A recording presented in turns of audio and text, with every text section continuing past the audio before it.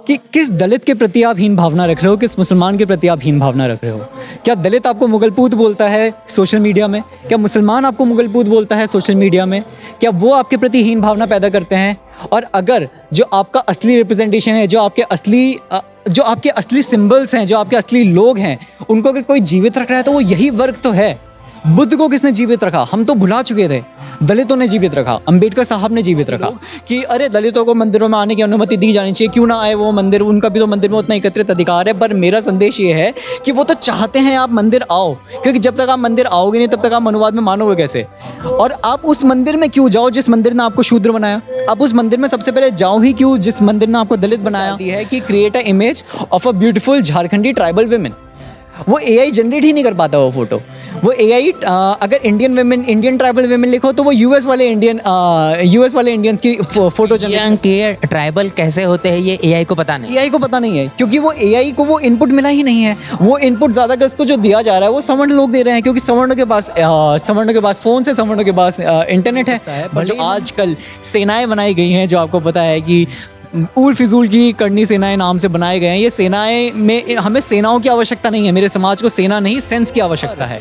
जब मैं उनको ये बताने की कोशिश करता हूँ कि उनका जो असली शत्रु है वो ब्राह्मणवादी और मनुवादी विचारधारा है, उसमें उनको थोड़ी ठसक मचती है। मैं तो कर्जदार हूँ इस बहुजन समाज का, क्योंकि हम बुद्ध को भूल चुके थे, हम वीपी सिंह को भूल चुके थे, पर इन लोगों ने उनको जीवित रखा है। संघ में ब्राह्मण लोग हमें इतना सम्मान देते हैं और बोलते हैं कि अरे आप तो क्षत्रिय, आप तो देश की रक्षा करते हैं, आप तो राष्ट्र की, गौ की और ब्राह्मण की रक्षा करते हैं। तो मैंने बोला कि जो गौरवशाली आपको बातें बताई जा रही है, गौरव का विषय नहीं है, ये आपको मानसिक गुलाम बनाने की चीज़ें हैं। पर जय भीम, मैं पराग महेंद्र और इस वक्त डीएनए कॉन्फ्रेंस शुरू है और डीएनए कॉन्फ्रेंस के बीच हमारे साथ एक शख्स ऐसे मिले जिनसे आपको रूबरू करवाना इस वक्त सबसे ज़्यादा ज़रूरी महसूस हो रहा है। अमन कुमार रावत है और अमन सिंह रावत, इनसे बातचीत करना इसलिए ज़रूरी हो जाता है कि जब एक क्षत्रिय समाज से आने वाला व्यक्ति अम्बेडकराइट और बाबा साहब की जब बात करता है तो उसके पीछे की वजह क्या है, और ये इस तरीके की सोच आती कहाँ से है, वो बहुत सारी चीज़ें जो आपसे हमने साझा करना है। बहुत बहुत स्वागत है। सबसे पहले बताएं आपके बारे में कि कहाँ से ये शुरुआत हुई कि बाबा साहब से ताल्लुकात हुआ, बाबा साहब के लिटरेचर के बारे में आपने जाना। बिल्कुल, धन्यवाद, जय भीम आपको। जब आप मुझसे सवाल पूछते हैं कि मेरा ताल्लुकात या मेरा ये जुड़ाव अम्बेडकरवाद विचारधारा से, जो एक प्रगतिशील विचारधारा है जो आज की ज़रूरत है, इससे कैसे हुआ, तो मैं इसको बहुत सरप्राइजिंग तौर पे कभी देखता नहीं हूँ। क्योंकि मुझे लगता है कि जो एक ब्राह्मणवादी मीडिया है ये हमेशा क्षत्रिय को दिखाना चाहेगा कि आपके समाज से बुद्ध निकलना एक्सेप्शन है, आपके समाज से वीपी सिंह निकलना एक्सेप्शन है, आपके समाज से राजा भंजदेव निकलना एक्सेप्शन है। पर कभी एक्सेप्शन के तौर में मैंने देखा नहीं है। पर हाँ, निसंदेह है, एक जो सवर्णा माइंडसेट है, जो मनुवादी और ब्राह्मणवादी विचारधारा है, वो क्षत्रियों के अंदर इतनी कूट के इतनी बेहतरीन तरीके से पेनिट्रेट की है सालों दर साल, कि आज का क्षत्रिय केवल ये समझता है कि क्षत्रित्व या फिर उसका जो मूल धर्म है वो दलित और मुसलमानों के खिलाफ जंग छेड़ना, उनके खिलाफ डंडा मारना, उनके सर फाड़ना है। पर इसके बरक्स जब हम देखते हैं कि जब हम अपने मूल धर्म की तरफ बढ़ते हैं, जो हमारा बौद्ध धर्म है, जो एक प्रगतिशील विचारधारा को बढ़ावा देता है, जो सामाजिक न्याय के ढांचों पर मानता है, उस चीज़ को जब हम पढ़ते हैं, जब हम देखते हैं, तो वैसे ही मेरी भी शुरुआत हुई कि मेरे एक मेंटोर हैं विद्याभूषण रावत, वो अम्बेडकरवादी विचारधारा में ही विश्वास रखते हैं और उसी के इर्द गिर्द उनका साहित्य भी है। उन्हीं ने मुझे इस चीज़ के प्रति मुझे उजागर किया और उन्हीं ने मुझे साहित्य दिया। तब से मैं अम्बेडकरवादी विचारधारा की तरफ मैं अपना झुकाव के ही उम्र के तमाम जो लोग आपके समाज से ताल्लुकात रखने वाले, वो जो सोच रखते हैं, उनके दिमाग में जो चीज़ें चलती है, और उसके बाद कहीं ना कहीं एक समय आपके भी मन में उस तरीके की चीज़ शायद चलती होगी जब ये चीज़ आपको नहीं पता होगी, लेकिन अब जो बदलाव नज़र आता है, इससे क्या फ़र्क महसूस हो रहा है? जब हम देखते हैं, जब सर आपने मुझे बताया कि हमारे जो समाज के ज़्यादातर हमारे जो समाज के लड़के हैं वो कैसा भाव रखते हैं और कैसा उनके दिमाग में पेनिट्रेशन है एक ब्राह्मणवादी विचार का, उसको इस चीज़ की एक ख़ास वजह भी है जो मैं आपको बताना चाहूँगा। कि एक बार एक मेरा दोस्त है, ऋषिराज नाम है उसका, और वो दिल्ली विश्वविद्यालय में वो स्टडी सर्कल्स वगैरह चलाते हैं एबीवीपी के। तो जब मेरी उनसे बात हुई कि आप किस तरीके का साहित्य पढ़ते हैं या क्या पढ़ते हैं, आप कैसा स्टडी सर्कल करते हैं, क्योंकि मेरे दिमाग में सवाल आया कि आप लोग पढ़ते क्या हो यार, जो मतलब इतने हीन भावना, इतनी गंदी विचारधारा को आप मान रहे हो, आप पढ़ते क्या हो। तो वो बहुत गौरवशाली महसूस करता है जब वो बताता है कि संघ में ब्राह्मण लोग हमें इतना सम्मान देते हैं और बोलते हैं कि अरे आप तो क्षत्रिय हैं, आप तो देश की रक्षा करते हैं, आप तो राष्ट्र की, गौ की और ब्राह्मण की रक्षा करते हैं। तो मैंने बोला कि जो गौरवशाली आपको बातें बताई जा रही है, गौरव का विषय नहीं है, ये आपको मानसिक गुलाम बनाने की चीज़ें हैं। पर उसके प्रति उनकी समझ तो इस तरह से उत्पन्न नहीं हुई। पर दिल्ली विश्वविद्यालय में और JNU में हम खासकर देखते हैं कि हमारी विचारधारा के लोग दिन ब दिन बढ़ रहे हैं और हम कैसे एकत्रित होकर अभी ASA, बापसा और बाकी प्रगतिशील संगठनों के साथ जा रहे हैं। हमारे समाज के लोग उनकी तरफ अपना झुकाव भी रख रहे हैं। तो निसंदेह मैं बोल सकता हूँ कि धीरे धीरे करके ही सही, पर लोग हमारे समाज के लोग अपना मूल धर्म, अपने मूल सिद्धांतों को समझ रहे हैं।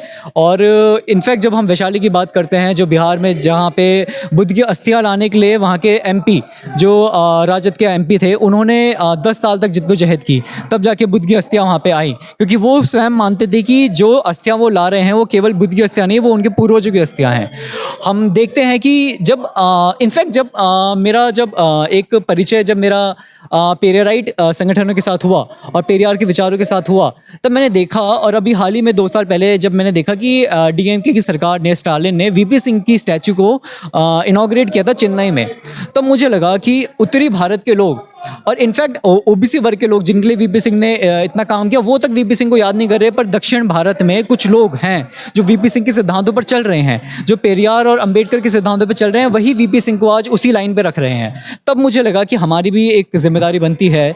और जिम्मेदारी क्या, मैं तो कर्जदार हूँ इस बहुजन समाज का, क्योंकि हम बुद्ध को भूल चुके थे, हम VP सिंह को भूल चुके थे, पर इन लोगों ने उनको जीवित रखा है। अगर बुद्ध को जीवित रखा है तो हम नहीं रख पाए, उसमें हम असक्षम रहे। हम ब्राह्मणवादी धर्म की तरफ अपना झुकाव बढ़ाने लग गए, पर उस धर्म को अगर किसी ने जीवित रखा तो अंबेडकरवादियों ने, बहुजनों ने रखा। तो मेरा तो कर्ज है उन पर जो मुझे चुकाना भी है। आपके विचारों में जो बदलाव हुआ, लेकिन ये बात तो उतनी ही सच होगी कि परिवार में शायद उन तमाम तरीके के विचारों को अभी भी स्वीकार नहीं किया गया जो सोच आप रखते हैं। तो कैसा वो द्वंद्व होता है, या फिर कैसे बातचीत होती है, कैसे समझाते हैं अपनी बातों को, क्योंकि आपके साथ में वो विचारों का टकराव तो होता ही होगा। बिल्कुल। अगर मैं अपने परिवार का बताऊं तो ऐसा नहीं है कि मेरा परिवार जातिवादी या हीन भाव रखता है किसी समाज के प्रति, पर जब मैं उनको ये बताने की कोशिश करता हूं कि उनका जो असली शत्रु है वो ब्राह्मणवादी और मनुवादी विचारधारा है, उसमें उनको थोड़ी ठसक मचती है। अब वही चीज़ है कि जो सालों दर सालों उनके दिमाग में उनको घोल के पिलाई गई है, वो एकदम तो नहीं हट सकती। मैं जब उनको बताता हूँ कि दलित और मुसलमान ही हमारा असली अलायंस है और दलित और मुसलमान और इस देश का बहुजन ही हमारा असली अलायंस है, उसमें वो अपनी सहमति रखते हैं। पर जब मैं उनको बता दूँ कि हमारा शत्रु मनुवाद है, तो उसमें वो उस तरीके से वो उसको देख नहीं पाते। मैं उनको जब बताता हूँ कि मैं अपने आप को एक हिंदू के तौर पे नहीं देखता, भले ही मेरा जन्म शायद से एक हिंदू परिवार पे हुआ हो, तो उस चीज़ पे भी उनका विचार थोड़ा अलग है। आप गर्व नहीं करते आप हिंदू? मैं तो हिंदू नहीं हूँ, मैं अपने आप को हिंदू तो नहीं मानता। लेकिन क्षत्रिय तो कहता है गर्व से। क्षत्रिय गर्व से अपने आप को हिंदू कहता है, तो वो उसी अफीम को चाट के बैठा हुआ है जो उसको ब्राह्मण चटा रहा है। और क्षत्रिय अगर असली में देखा जाए तो जो श्रवण स्कूल ऑफ थॉट था, जो बुद्ध का, महावीर का, बाबा जगबेश्वर का, जिन्होंने बिश्नोई सेक्ट को जन्म दिया, इन सब का विचार ही वेदों के जो ये ढांचा था, जिसमें जो महिला विरोधी, दलित विरोधी और समाज के सबसे बड़े वर्ग के विरोध में था, इसके प्रति ही उनकी लड़ाई थी। इस विचार को मानने वाला ही असली में शास्त्र धर्म को मानने वाला व्यक्ति हो सकता है। पर जो आजकल सेनाएं बनाई गई हैं, जो आपको पता है कि उल फिजूल की करनी सेनाएं नाम से बनाए गए हैं, ये सेनाएं में हमें सेनाओं की आवश्यकता नहीं है। मेरे समाज को सेना नहीं, सेंस की आवश्यकता है, और ये सेनाएं उस सेंस को धाराशाही करते हैं। पर हमारा कर्तव्य बनता है कि जो कुछ सेनाएं हैं जो घोर मनुवादी और ब्राह्मणवादी विचारों में मानते हैं, इनको नस्तनाबूद किया जाए और हमारी कम्युनिटी के अंदर सेंस को भरा जाए। वो सेंस कैसे आएगा आपके नज़रिए से? क्या वो चीज़ें करनी पड़ेगी? क्या जो आप सोच रख रहे हैं, क्या उस हद तक वो चीज़ों को सोचना शुरू होगा? क्योंकि आज की पीढ़ी में AI का ज़माना है और AI टेक्नोलॉजी का इस्तेमाल कर तमाम तरीके की मनुवाद को फैलाया जा रहा है, ऐसा ही नहीं लगता? जब हम AI की बात देखते हैं तो इसमें मैं आपको एक फिल्म का नाम बताना चाहूँगा, ह्यूमंस इन द लूप, एक अभी हाल ही में पिछले साल एक मूवी आई थी, वो झारखंड के कुछ ट्राइबल्स हैं उनके बारे में वो मूवी है कि जो झारखंड के जो कुछ ट्राइबल्स हैं वो वहाँ पे एआई में जो डेटा इनपुट करते हैं उसकी नौकरियाँ करते हैं। तो हम देखते हैं कि एआई कैसे एक अपना बायस रखता है, एक एआई का भी एक अपना बायस है। वो क्यों है? क्योंकि एआई अपने थॉट्स को जनरेट करता है जो उसको इनपुट मिलता है, वो इनपुट उसको मिलता है टेक्नोलॉजिकल एडवांसमेंट के तहत जो हमारे पास डिवाइसेस हैं, जो हमारे पास फ़ोन्स हैं उससे। और हम ये देखते हैं कि इस देश में टेक्नोलॉजिकल एडवांसमेंट का फ़ायदा भी एक वर्ग उठा पा रहा है और एक वर्ग नहीं उठा पा रहा है। तो वो वर्ग तो एआई में भी अपनी बात नहीं रख सकता, तो एआई तो एक बायस पैदा करेगा ही करेगा। इसके प्रति हमारा क्या कर्तव्य होना चाहिए कि एआई में एआई लोगों के लिए कैसे एक्सेसिबल हो, लोगों तक एआई कैसे जाए। क्योंकि जब उस फिल्म में एक बहुत ही सरल सा सीन था जिसमें जो वो झारखंड की महिला होती है वो एक इनपुट डालती है कि create a image of a beautiful Jharkhandi tribal women. वो एआई जनरेट ही नहीं कर पाता वो फोटो। वो एआई अगर इंडियन ट्राइबल वुमेन लिखो तो वो यूएस वाले इंडियंस की फोटो जनरेट। ये ट्राइबल कैसे होते हैं ये एआई को पता नहीं, एआई को पता नहीं है क्योंकि वो एआई को वो इनपुट मिला ही नहीं है। वो इनपुट ज़्यादातर उसको जो दिया जा रहा है वो सवर्ण लोग दे रहे हैं, क्योंकि सवर्णों के पास फ़ोन से, सवर्णों के पास इंटरनेट है।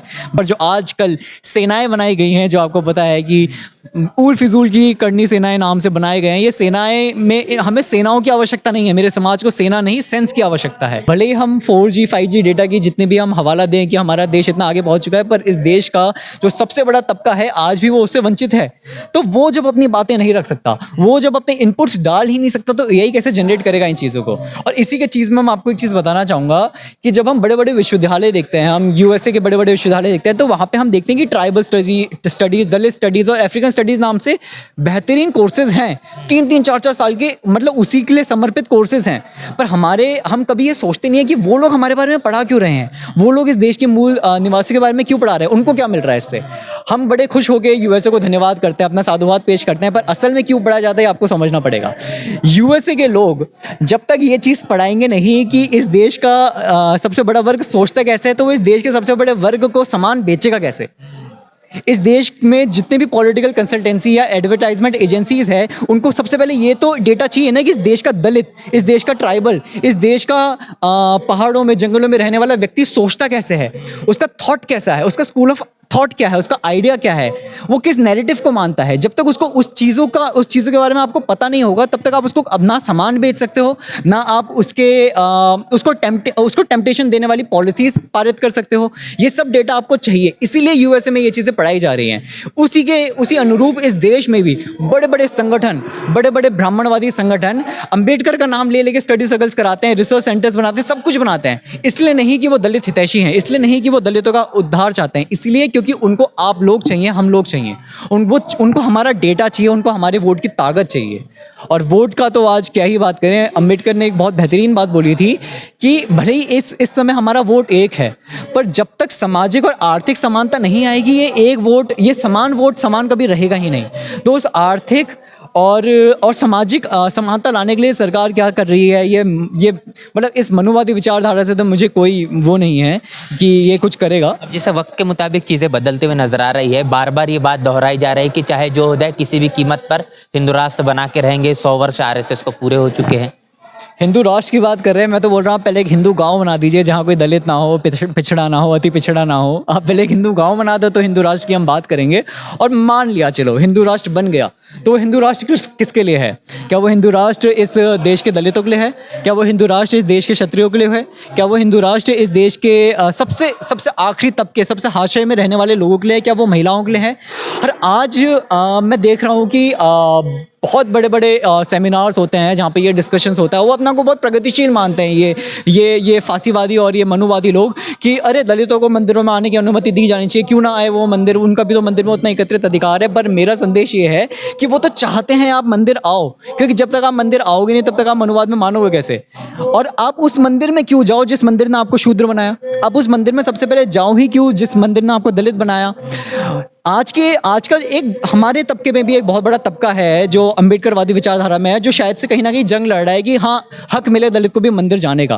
पर मेरी लड़ाई उससे उलट है। मेरी लड़ाई ये है कि मंदिरों में जाना ही क्यों है? मंदिरों में जाना क्यों है? आप मंदिरों में अगर जाना है तो उस मंदिर में जाओ ना जहाँ पे ब्राह्मणों का एकत्रित अधिकार ना हो, जहाँ ब्राह्मण कमेटी लगा के ना बैठा हो।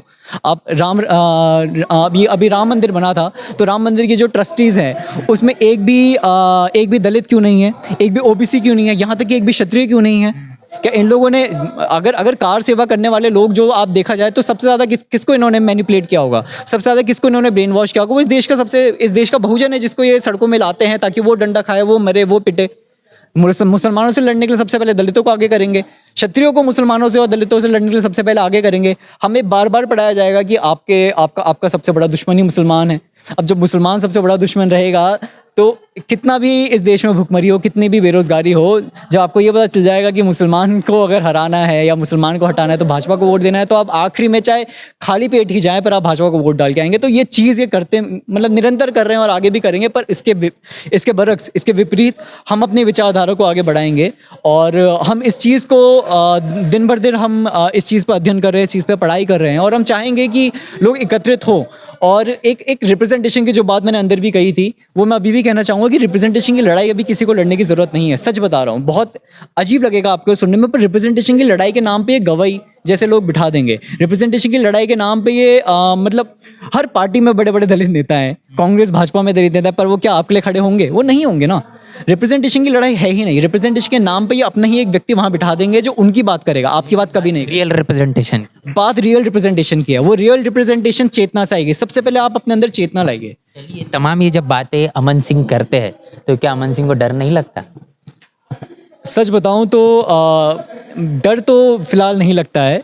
अभी ऐसा कोई तंत्र ऐसा आया भी नहीं है जिसने हमारे खिलाफ कुछ ऐसा एक्शन लिया है, पर मुझे पता है इस देश में उमर खालिद के साथ क्या हुआ केवल मुसलमान होने की वजह से, शर्जील इमाम के साथ क्या हुआ केवल मुसलमान होने की वजह से, भीमा कोरे गाँव के दलित एक्टिविस्टों के साथ क्या हुआ केवल दलित होने की वजह से, ये जग जाहिर है। और इस समय हम देखते हैं कि कैसे क्षत्रियों के प्रति भी एक हीन भावना इस देश में ये ढांचा और ये मनुवादी सोच और ये मनुवादी सरकार रखती है। तो उस तहत हम देखते हैं कि क्षत्रियों के साथ क्या हो रहा है। अंकिता भंडारी हत्याकांड उत्तराखंड में होता है, किरण नेगी हत्याकांड उत्तराखंड में होता है, उनका बलात्कार होता है, उनको मारा जाता है, और कौन मारता है? भाजपा का प्रमुख का बेटा। वो उन लोग, और वो इस चीज़ को उजागर करने देना चाहते नहीं हैं। तो ये जो जंग है, ये जो जिद्दोजहद है, ये हम सबको एकत्रित होकर लड़नी पड़ेगी। और इस समय निसंदेह कुछ हो सकता है, क्या पता है सरकार किसी मुकदमे के तहत हमें भी अंदर डाल दे, बाकी लोगों को भी अंदर डाल दे, पर उस चीज़ से डरने के बजाय हम सबको एक अभी अम्बेडकर की बात को वापस से याद करना पड़ेगा कि शिक्षित होइए, संगठित होइए और संघर्षित होइए। तो इस समय शिक्षित होना है, संगठित होना है, संघर्षित होना है। मुकदमे अगर होंगे तो देखा जाएगा। फिलहाल तो नहीं डर रहा हूँ और चाहता भी नहीं हूँ कि आगे मैं डरूँ, और इस ताकत के आगे तो कभी नहीं झुकूंगा, इतना तो मुझे पूरा तय है। आखिरी सवाल लेते हैं कि अभी हमारे जो व्यूवर्स है, जो देख रहे हैं, जो आपके उम्र के, खासतौर पर जो क्षत्रिय समाज से ताल्लुकात रखने वाले लोग भी अगर हमारे इस वीडियो को देख रहे होंगे, क्या कहना चाहेंगे जो आज भी उस अफीम की जो आपने बात की है वो उनके मन मस्तिष्क में बना हुआ है, क्या कहेंगे उनसे? सबसे पहली बात तो मैं उनसे कहना चाहूँगा कि किस दलित के प्रति आप हीन भावना रख रहे हो, किस मुसलमान के प्रति आप हीन भावना रख रहे हो। क्या दलित आपको मुगलपूत बोलता है सोशल मीडिया में? क्या मुसलमान आपको मुगलपूत बोलता है सोशल मीडिया में? क्या वो आपके प्रति हीन भावना पैदा करते हैं? और अगर जो आपका असली रिप्रेजेंटेशन है, जो आपके असली सिंबल्स हैं, जो आपके असली लोग हैं, उनको अगर कोई जीवित रख रहा है तो वो यही वर्ग तो है। बुद्ध को किसने जीवित रखा? हम तो भुला चुके थे। दलितों ने जीवित रखा, अंबेडकर साहब ने जीवित रखा। आपको वीपी सिंह को आज कौन याद कर रहा है? वीपी सिंह के लिए आज कौन प्लेटफॉर्म बना रहा है? दलित बना रहा है। उनके लिए भारत रत्न की मांग कौन कर रहा है? दलित कर रहा है। तो क्यों हम उस समाज के साथ क्यों ना हम अपना अलायंस बिल्ड करें? हमारा सबसे असली अलायंस ही दलित और मुसलमान है। और जैसे मैंने पहले भी बोला था यहाँ पे अंदर भी कि इस देश में क्षत्रिय सबसे बड़ा दुश्मन होता है इस ब्राह्मणवादी विचारधारा का, अगर दलित और मुसलमान नहीं होता। दलित और मुसलमान हमारे हिस्से की लाठी खा रहा है, तब जाके हम थोड़ा बच रहे हैं, और फिर बची हुई लाठी हमारे ऊपर पड़ रही हैं। तो इस हाशिए में रहने वाले समाज के साथ आप संगठित होइए, और निसंदेह हम एक वो सत्ता लाके रहेंगे जिसको डॉक्टर बाबा साहेब अम्बेडकर ने देखा, और हम वो बदलाव लाके रहेंगे जो वीपी सिंह जिसकी बात करते हैं। बहुत बहुत शुक्रिया। बड़ी ही महत्वपूर्ण चर्चा हमने की है। तमाम बातों को लेकर आप क्या सोच रहे हैं? अमन सिंह ने जो तमाम बातें आपके साथ साझा की, उसको लेकर आपकी क्या राय है, लिखकर कमेंट बॉक्स में जरूर बताएं। बने नेशनल चौपाल के साथ मिलते हैं नए वीडियो में, तब तक के लिए जय भीम, जय भारत। बहुजन समाज की हर खबर पाने के लिए चैनल को सब्सक्राइब करें, लाइक करें, शेयर करें। नेशनल चौपाल को बचाने के लिए ज्वाइन बटन क्लिक करके चैनल की सदस्यता लें और चैनल को आर्थिक मदद करें।